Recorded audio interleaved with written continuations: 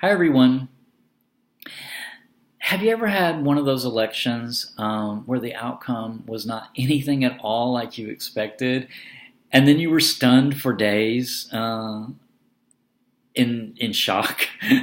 That's sort of what I've experienced this week here in the United States. But fortunately, I had the book Viscera by Gabriel Squailia to immerse myself in. So that came in really handy. So thank you, Viscera. That was nice of you. So yeah, Viscera. This is a dark fantasy book. It's the second book by Gabriel Squailia. I actually read their first book at the beginning of last year. It is called Dead Boys, and I really, really, really, really loved it. I didn't do a video on that because it was before I was doing videos, book check videos, and so I did mention it though in my 2015 wrap up very briefly. But I do plan on December being my month of rereads, and so I do hope to get to reread Dead Boys in the month of December coming up, December 2016. So. Watch for the video for Dead Boys if you're interested. But back to Viscera. So this is a dark fantasy book. I would describe it as dark fantasy. It takes place in and around this city called Eth, and Eth is we get the impression from the characters in the book that Eth is a once great. It's the center of a once great society that has really degenerated, and now it is a very violent and sort of dystopian place to be. Eth is actually built on the calcified remains of dead gods, the gods that once were living and once were interacting in this society in prior to Eth, I guess, or maybe during Eth, but their calcified remains is under the city. And actually, even though the gods are dead and their remains are calcified there, they still exude power and exude force, and there's still remnants actually of them around in the countryside surrounding Eth. But one thing about the city of Eth itself is that violence and bloodshed in the city can cause, interacting with the remains under the city of the dead gods, can cause earthquakes and can cause pretty violent earthquakes. These gods are called the gone away gods, and there are multiple of them, and we learn a bit about them throughout the course of the book, the various gods that once existed. But our main characters actually are Rafe and Jassa. They are a pair of drug addicts. They are addicted to a drug called tlac. And tlac is actually delivered into their body through an insect. And actually that insect is on the cover of the book. So that's actually what that is. That's a drash.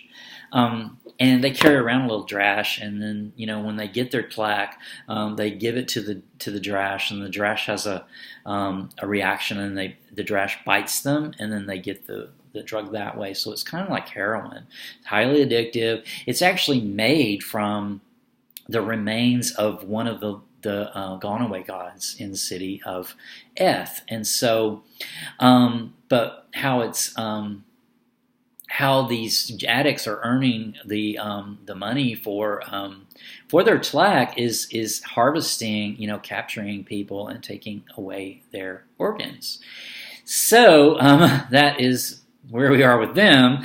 But another one of the main characters, her name is Ashlyn Lay, and she's sort of this. She lives outside the city. She doesn't go in the city, but she is a woman who has a certain magical power that I don't think I'll give away because I think that's too spoilery.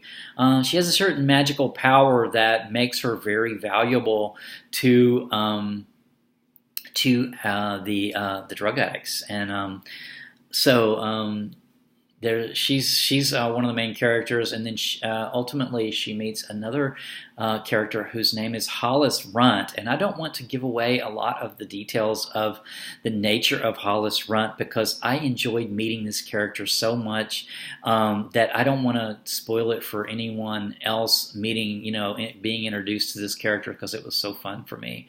So I don't want to give away this character's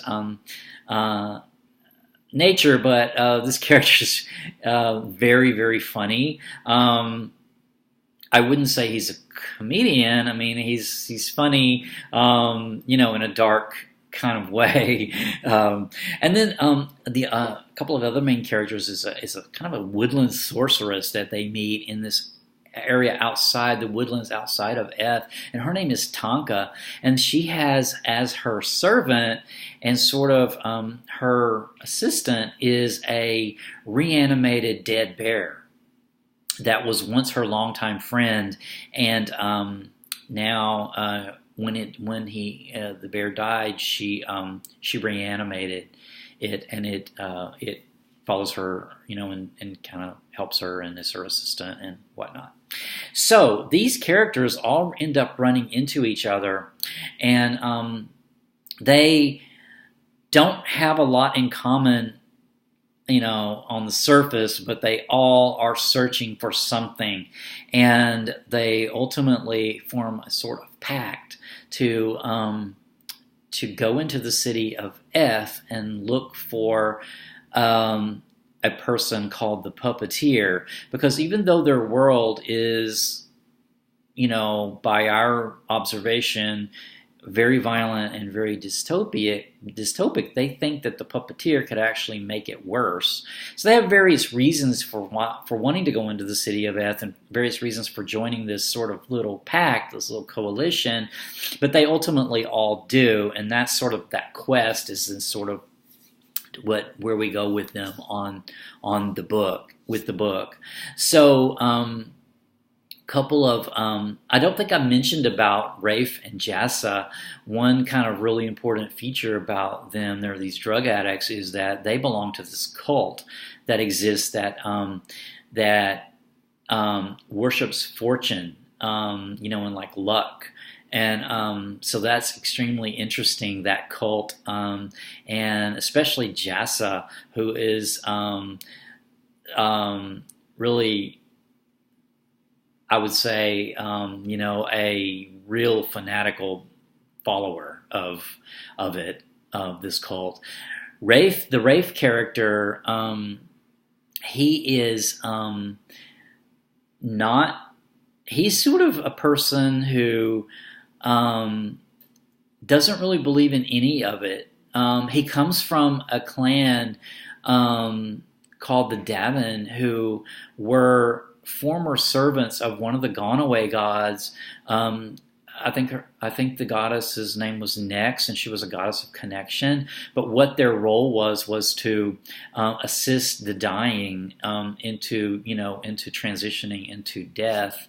And Rafe didn't fit in with that clan for quite a number of reasons, which I won't give away due to spoilers. But on top of the fact that he found that whole concept meaningless and thought that it was sort of a con, and he likewise really joined this cult of fortune for as a way to procure Tlack. So he didn't really particularly get into that cult either, although he found himself really wrapped up in it. So yeah, that's basically the story line and where we are and where we went with the adventure with these characters. It is such a great world to really immerse yourself in. I mean, granted, it's dystopic and violent, but there's some very, very funny parts too. And ultimately, it's about these characters in this world or in this society, and they're really doing what we do in our society, which is they're really trying to find out who they are, where they came from, who they are, what is their identity, and that shifts throughout the book for the various characters. And then ultimately there's a sort of an apocalypse, and the survivors of these characters then, get the opportunity after the past is sort of obliterated to sort of make themselves anew, make themselves new, and so that was extremely good. I really just enjoyed this book immensely. Other thing I wanted to mention about the book, though, is another ongoing sort of issue of identity, is this gender identity, and gender identity, and then also gender queer, along with that, and the way that this society has interacted with gender fluidity, and then how they are currently interacting with it, and so that was really also a really cool aspect, I think, of meeting these characters and going with them on this quest in their society. It was just a lot of more than just fun. There was a lot of there's a lot, gives you a lot to think about as well. It gave me quite a lot to think about and a lot to absorb myself in. So it was fun. It was funny, as well as pretty stimulating, I thought, intellectually as well. So gave me quite a bit to think about. So sometimes you need to, I think, go into another society and one of the beauties of fantasy and science fiction to me is that you can immerse yourself in another reality, or in another society, and through that, you can help find your way in the one that in our own here that we live in. So that was cool. Anyway, I will leave that. Stay tuned. I will leave it at that. Stay tuned for Gabriel Squailia's other book that I read that I plan on rereading in December, Dead Boys, and I'm definitely watching for their next book. I will definitely read, I think I'll definitely read pretty much anything they publish, because I've enjoyed both of their books so much. So until next time, stay tuned. Take care.